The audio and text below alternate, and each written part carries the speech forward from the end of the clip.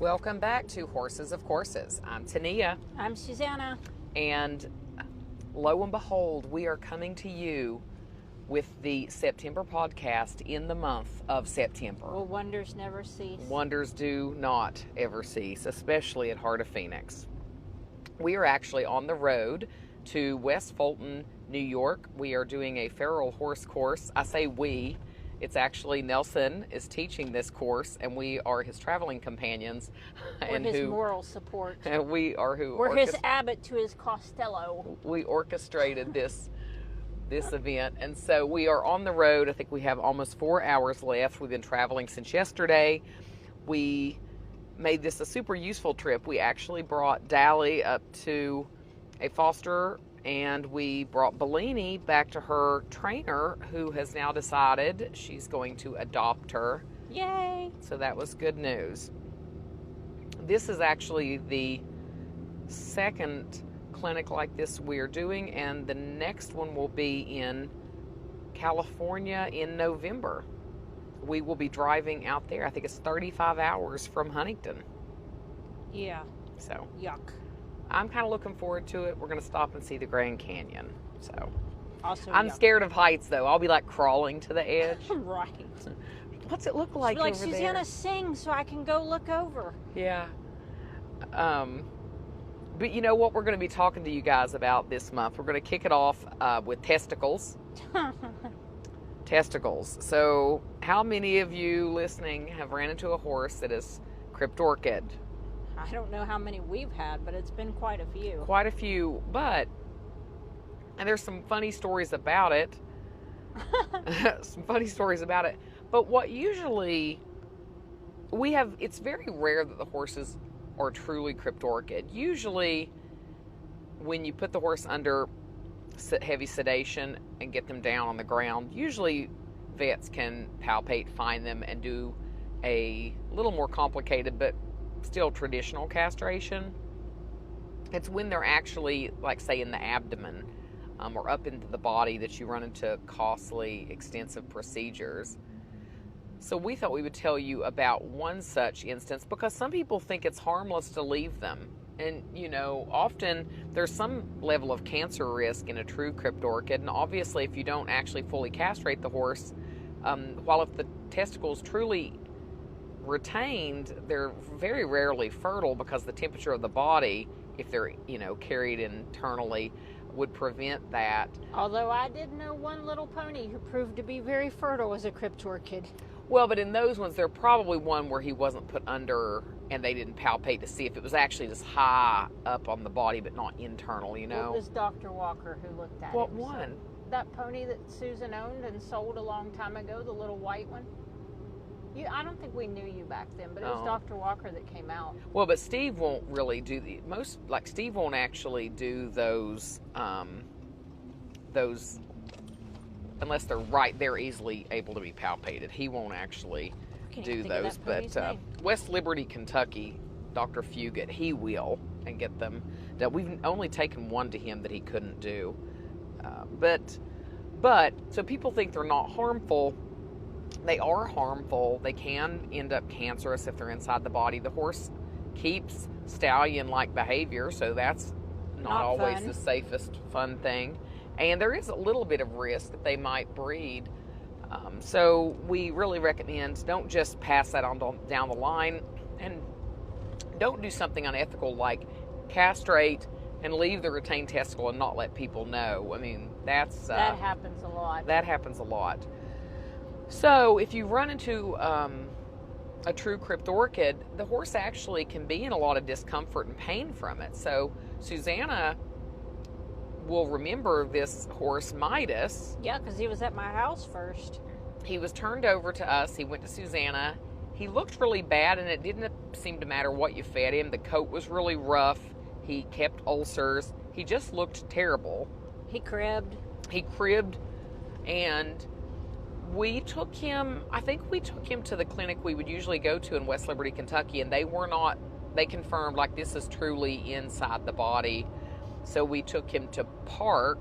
Yes. And then you got the call when they actually got in there and got yes. that testicle. Yeah, they were very excited. They were like, hey, this ended up being a mummified testicle, and we've only read about this in our books, and we want to know if we can keep it and put it in our hall of jars because we're all very excited. I'm like, and they said that it had been causing him pain, yeah, and that it was impacting him. And I think, just assuming that it was like the body treating that as a foreign entity that shouldn't have been where it was. And his was in the abdomen. Was that where? yeah. You know, and so we got that out. He recovered beautifully. Turned a beautiful gold color when he was really, really bleached out, just barely palomino. Stopped having issues with ulcers. No more cribbing. No more cribbing. So in that instance, and really was a sweet, lovely fellow. Right. So I mean, it really would have been a detriment to his life. He couldn't thrive. Well, and now he's a child's horse, so. Well, and that's a beautiful story, because what do they have, 4 from us? I think so, yeah. 4 over the period of some years. They've adopted 4. It's a veterinarian and her family. Yeah. So if you have a horse, and I would then encourage you also, don't just assume. People will say, well, my horse acts steady, but he's castrated. If you weren't there when the castration was done, get a testosterone panel pulled. Find out, was the horse properly castrated? And the thing is, I would theorize, and I imagine, I mean, we're driving, so I don't have this in front of me, but if there's a genetic component, so say you are someone who's breeding and the mare is having this happen in foals, I mean, that's not something you want to perpetuate. And even though stallions that are cryptorchid usually aren't fertile, like I said, there can be weird things happen, and then you're passing that on, so you don't want to do that. Well, also, it's a good story as to we're doing all the things right, and the horse still looks like crap, so this is just the way it is. But then there was investigation. Something. It's just sometimes it's super hard to find it.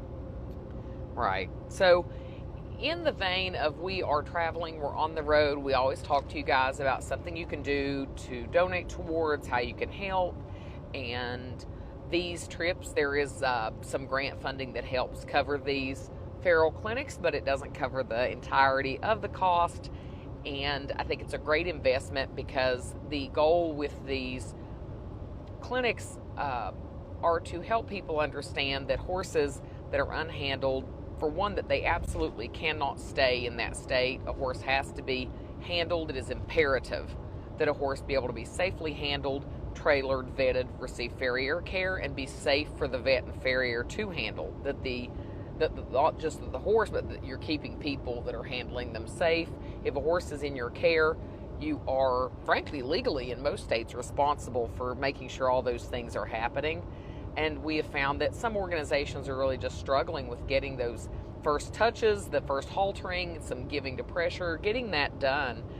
You can't just let a horse go a year or 2 or 3. And we've unfortunately ended up in some situations where we regrettably have let horses go, where then trainers didn't prioritize the welfare of the horse, and things dragged out. But when you know better, you do better. Yeah, when you know better, you do better. I mean, we're not going to make the same mistake twice, but we have always felt that this stuff was very important. And so that's if you're looking for a way to give, certainly this is a way you can help as we head into the last part of 2025.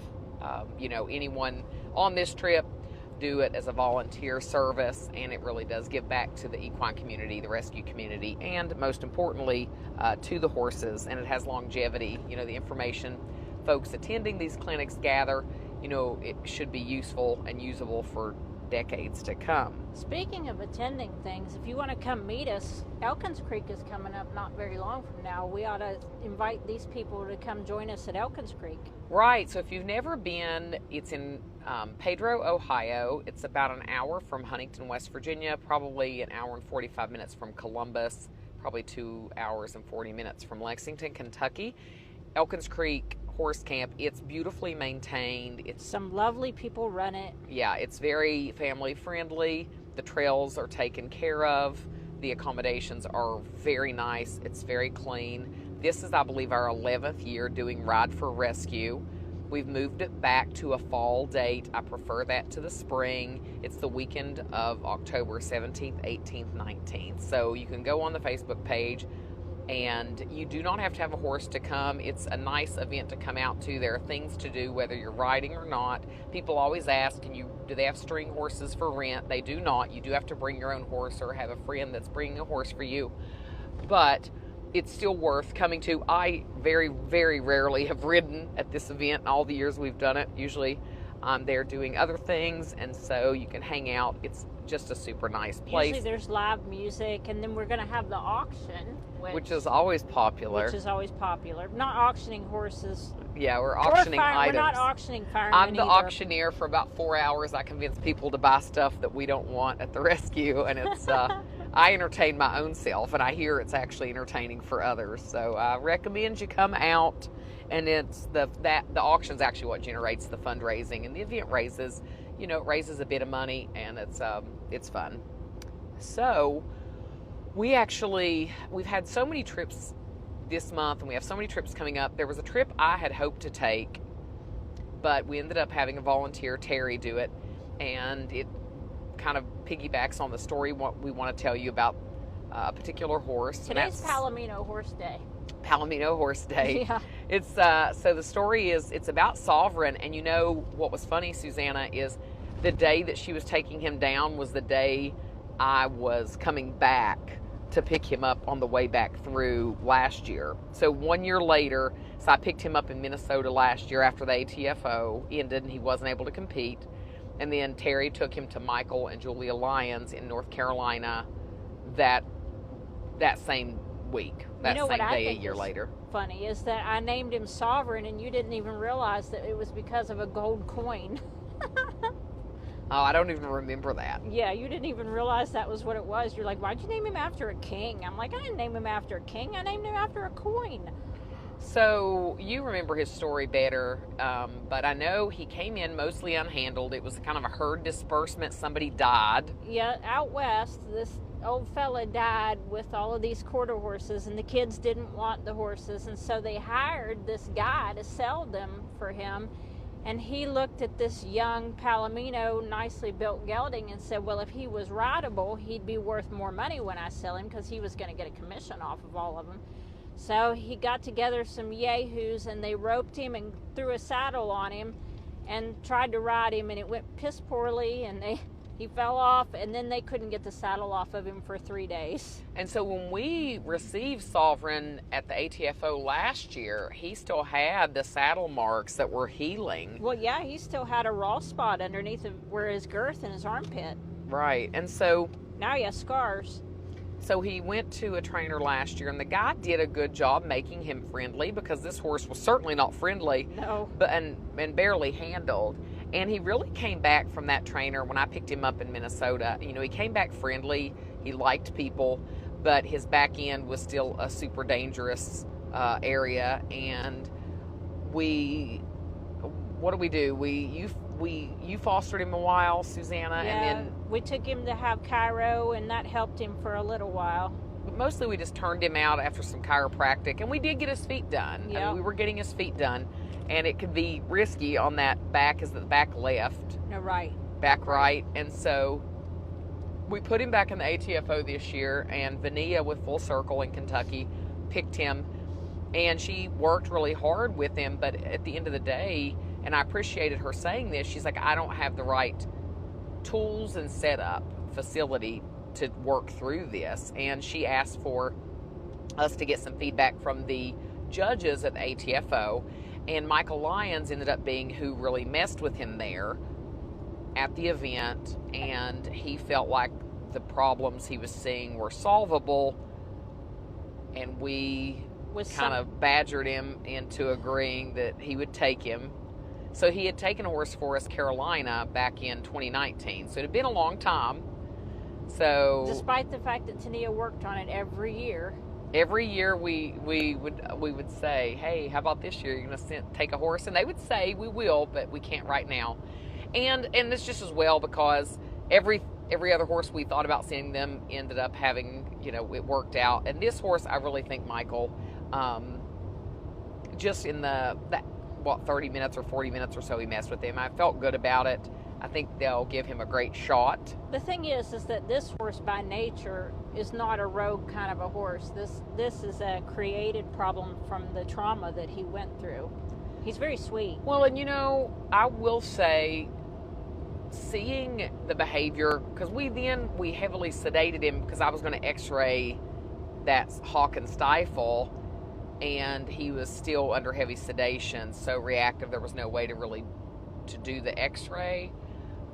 Which I was secretly kind of glad about, because when I fostered him and my farrier refused to do that foot, Tania's like, I don't understand this. It can't be that bad. And we're like, no, we're not doing it.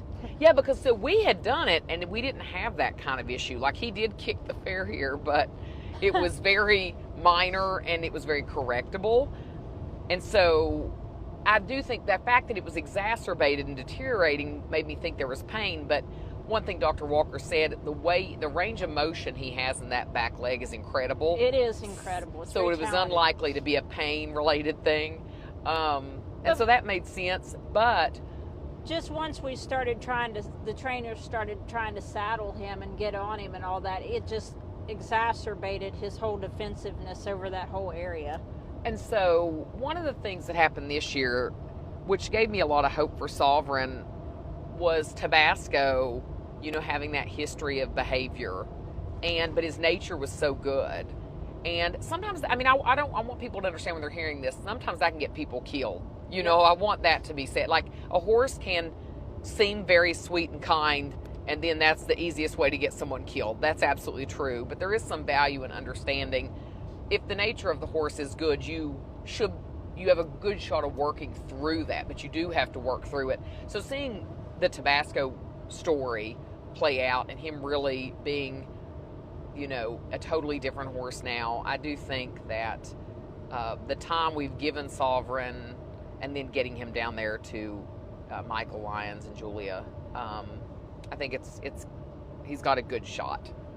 So I hope you guys follow. Yeah, I really like him, and I think that it'll be something. I think it'll have a good ending. So follow if you're not familiar. Michael Lyons Horsemanship. They're in Randleman, North Carolina. They have a really cool program. They do online things. They do clinics. They also have beautiful cabins you can rent on site.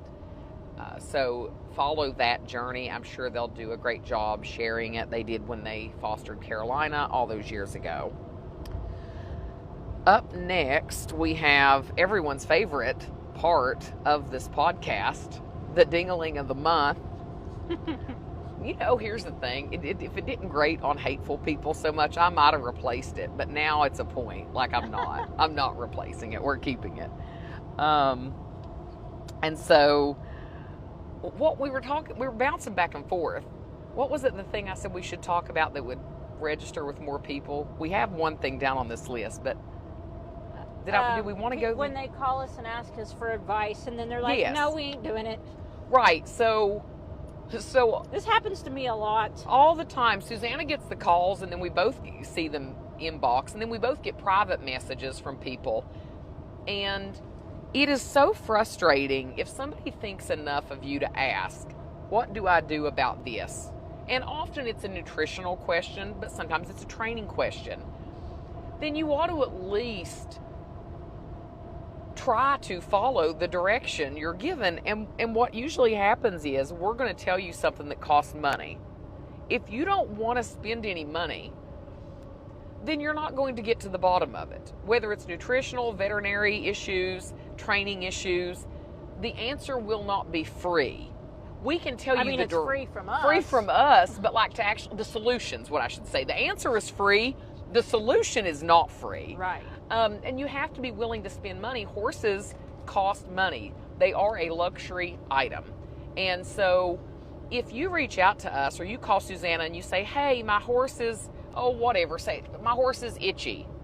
And Susanna says, what do you tell them, Susanna? What are you going to tell them? Well, usually I say, well, tell me what they're eating and send me pictures of what the itchiness looks like. Where is it? Is it itchy all over? Is it just itchy, I go through a whole litany of things. And then they say I'm feeding such and such mineral. I'm like, can you send me the picture of the nutritional information? And then it just depends on where the itchy's coming from. Sometimes it's, do you have chickens that roost over your saw? And sometimes it's your copper and zinc are probably out of whack. But you're going to say, here's what I would purchase. Yeah. Here's what I'm recommending. We're not veterinarians, we're not nutritionists, but as we've a had rescue, it work a lot, though. yeah, as a rescue that's dealt with 1,600 horses, solved a lot of problems. Here's what we're going to say to do. And what do they too often reply? Okay, I'll look into that. And then like 2 or 3 days later, they'll send me a picture of some kind of cheap knockoff version of what I've told them and been like, I'm feeding this now. And then you can look at the tag and say, well, it doesn't have what you need. And so you're wasting time.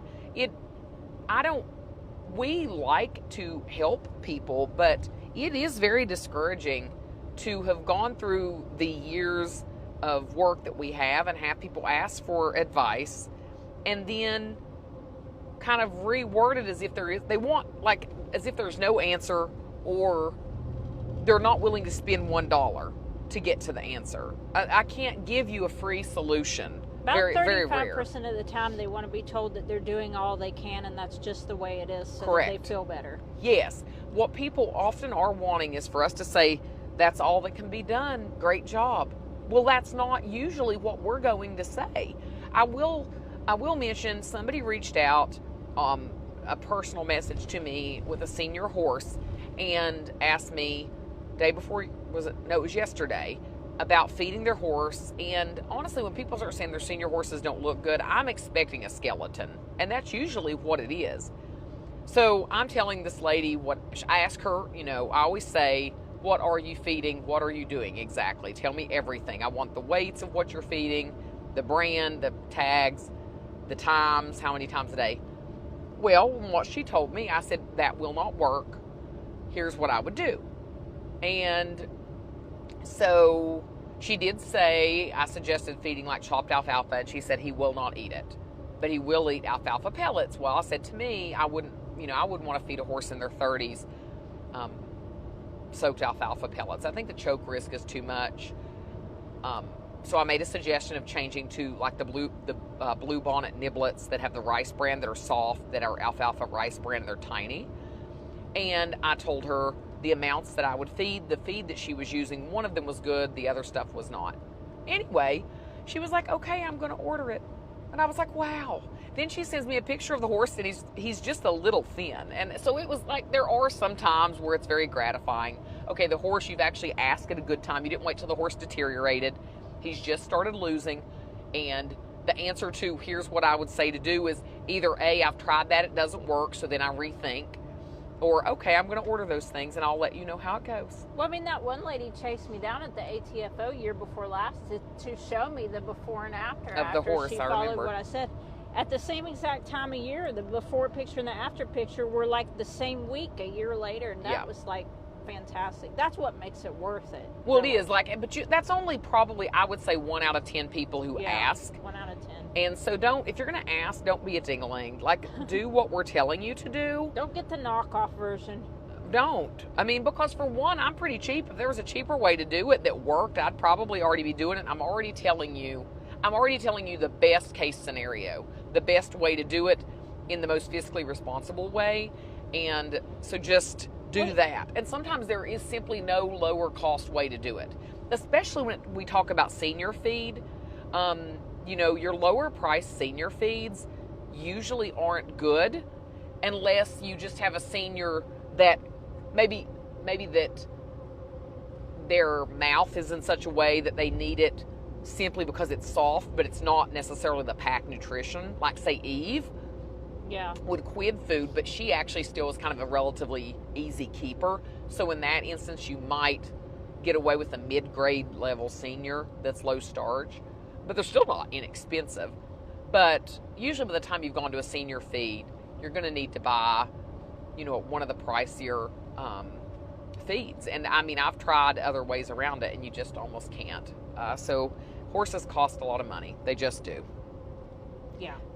Okay, so here's what I want to tell people, and this is hurts everybody's feelings. You don't ride like your trainer. You don't. And you know what? You shouldn't be upset when your horse notices you don't. I was saying, 30 minutes ago, an hour ago, it's hard when we have the ATFO and, some of these trainers, they ride so well and they handle the horse so well and they do everything with finesse from the time that they put the halter on the horse to the time that they get off of the horse and take the tack off. Everything is done with excellence. And then they go to a home. And unfortunately, the fact is most people aren't going to become horse trainers, and all horse trainers don't do a very good job. But so these horses are really getting a rude awakening, and I wish that we, as like casual owners, would give the horse some grace in that. What's that like to, have a step down? The person that was riding you last week was doing this great job.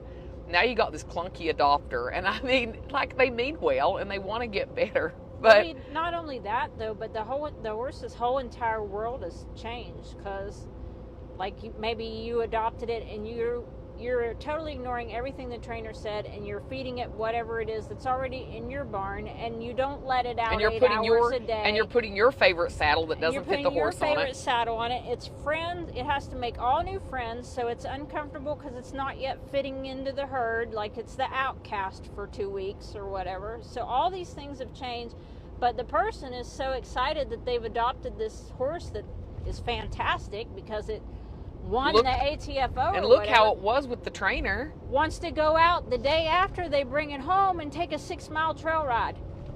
Yeah. And doesn't understand why the horse is antsy or agitated or whatever. Well, and like the thing is, you'll see this. I don't follow a bunch of I don't follow horse pages on social media, but every now and again it'll just show up in my feed, and somebody will be complaining that the trainer didn't do a good job with their horse because the horse doesn't act like... Or it must have been drugged when it I had to rode be it at the drugged trainer's house. because the horse doesn't act like with them how it did with the trainer. And it's like, hello. You do not ride or handle the horse like that trainer, and you probably never will. Give the horse the grace that it's tolerating you and your clunky self. People are like, you're so mean, but it's true. I've seen you be a clunky self. And I was like, what are your elbows doing? Right. Like, I feel for the horses tolerating the average rider when they were with an exceptional rider, or even worse, tolerating a bad rider when they had somebody who, was talented. And then the horse is the one who takes the brunt of it all. The horse is blamed. The horse is the problem. The horse is no, ma'am. Your flopping arms are the problem. Sam didn't mind your flopping arms. No. But so it's and it is hard.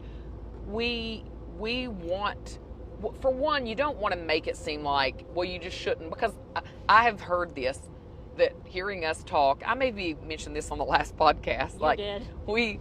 We make it seem like nobody can get there. And I don't intend to, but I don't see a lot of people that do get there. You can get there, But you can get there, and you can make mistakes, and the horse is forgiving. But don't blame the horse for your mistakes, and don't blame your trainer as if they didn't do the job you paid them to do. And some of them don't.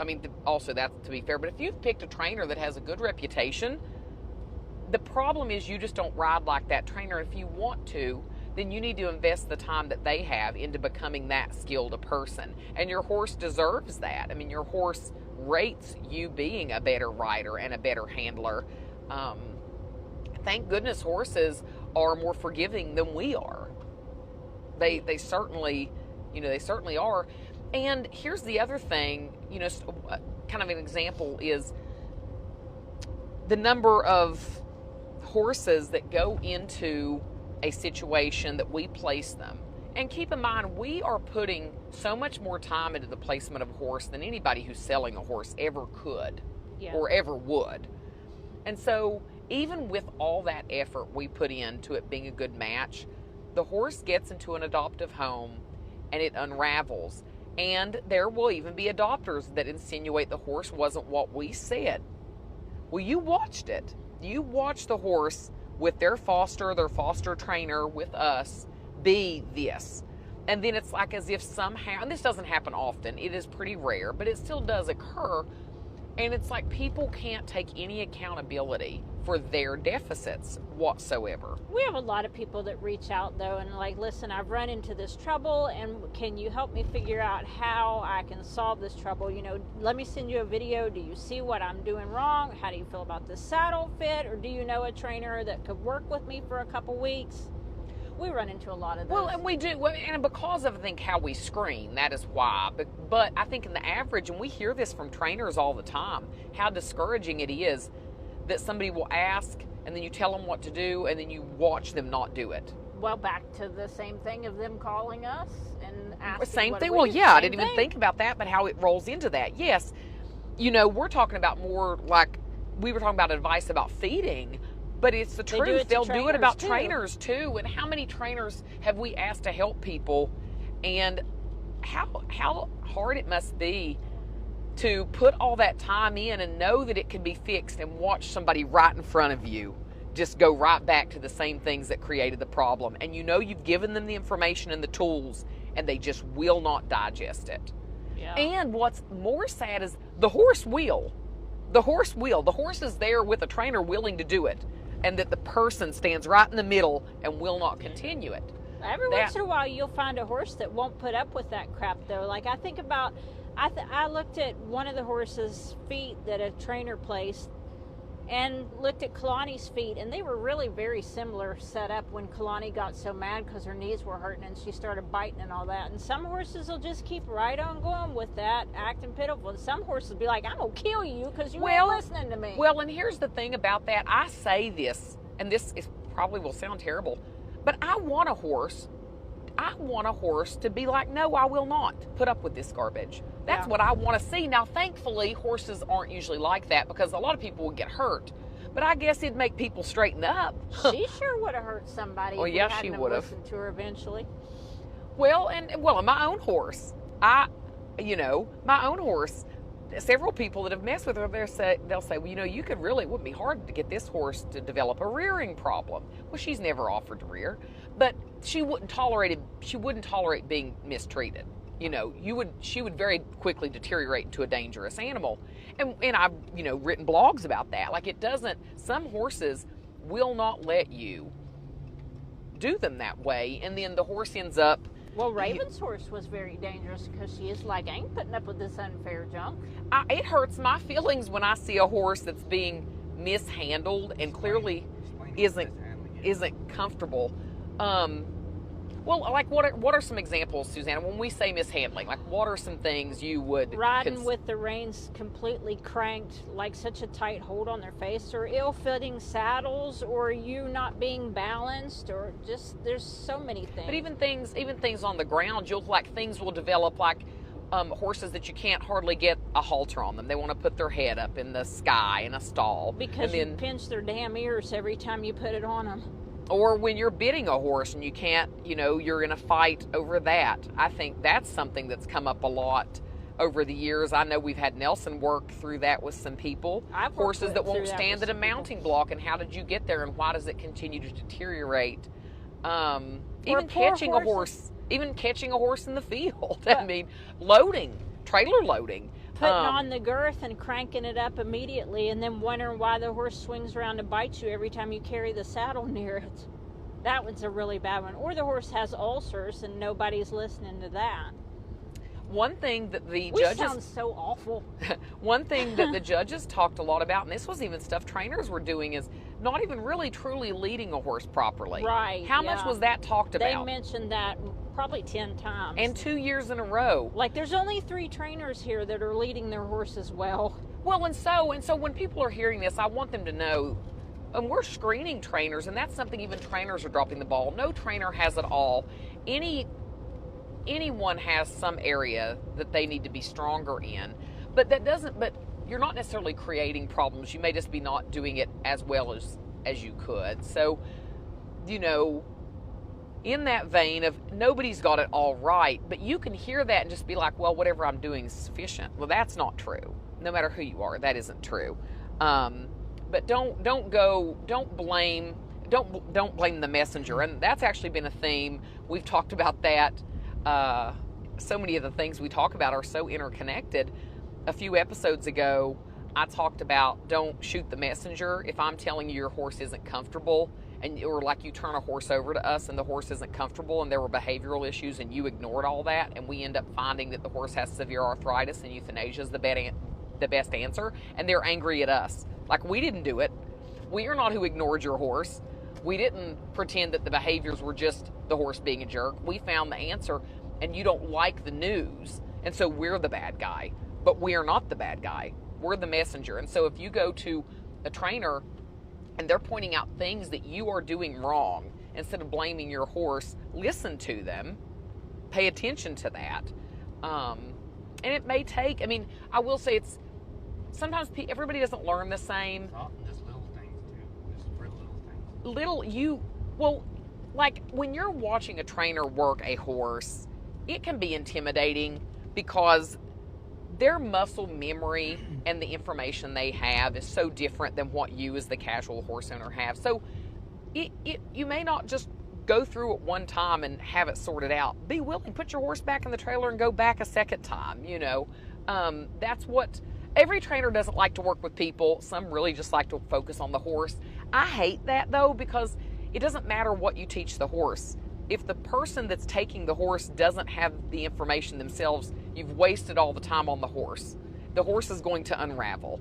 So, so when trainers say they don't want to work with people, I'm like, I don't know, maybe something else you should do. Maybe this isn't for you. We're always so excited, though, when the adopters reach out and then we actually see them doing the things or pursuing the things or really just working on it. It's always very exciting to me. I like that. Well, and, to end on a good story, I really thought, so we placed about a year and a half ago, we had an adopter adopt Sandra D. Yeah. And very quickly she started having some bucking issues. And at first she mentioned returning her, and I was sure that she would return her. And I actually just, when I start hearing issues, because so often what actually does happen is they keep the horse and make it worse, and then we get the horse back in worse shape. So I'm pretty quick to just say, hey, throw the towel in, bring the horse back, because I don't want it to go further to the negative. But she got in touch with the horse's original trainer, Gavin Huffman. Gavin went out, did sessions, then she got connected with Laura Funderburg to do follow-up work, and she had her at the ATFO, and they're doing lovely. Yes. And I told her, I went up to her, I was like, listen, I just want to thank you so much, because usually when somebody hits a roadblock, they either make it worse and destroy the horse or they return the horse. It is very rare that somebody actually does what they should, listens, and the problem is corrected. The problem doesn't exist anymore. It is fixed, and they have moved forward. And she had her at the show, and she's bringing her, I believe, even to Elkins Creek. And they looked really, really great together at the show. Yeah, like you could start to see that they were really becoming a partnership. Right. And so that, I mean, it does happen, and anybody can be that story. It just is that commitment. And dropping your ego also. Right. And it took, the previous trainer that knew the horse getting involved, and then her finding a trainer that they could move forward with that was close to her. So that's a great story. And so it does happen. And it was very rewarding to the trainers to be part of that, rather than have tried to help her and just see that it was time wasted. I don't know any horse trainer that has an excess of time. Never. So if they're going to use their time to help you, even if you're paying for them, you're buying their time, make it worthwhile and pay attention. And if you're not understanding something, say so. It's fine. They are teachers. That's what they do. I am not a teacher, so that ain't going to be me. I will give you some advice about how to feed a horse, how to get a horse in a trailer. That's about it. But there are people who love teaching, but it is very discouraging if people don't take it seriously. So I think that's all I've got for the September episode. You got anything else, Susanna? No, but it sure is beautiful where we are. It really is. I guess we're still in Pennsylvania, but the leaves are changing, and it's like a back road, so it's been a nice drive. And we have a nice chauffeur. We do. Nelson's driving. All right, guys. Until next time, I'm Tania. I'm Susanna. And that's Horses of Courses.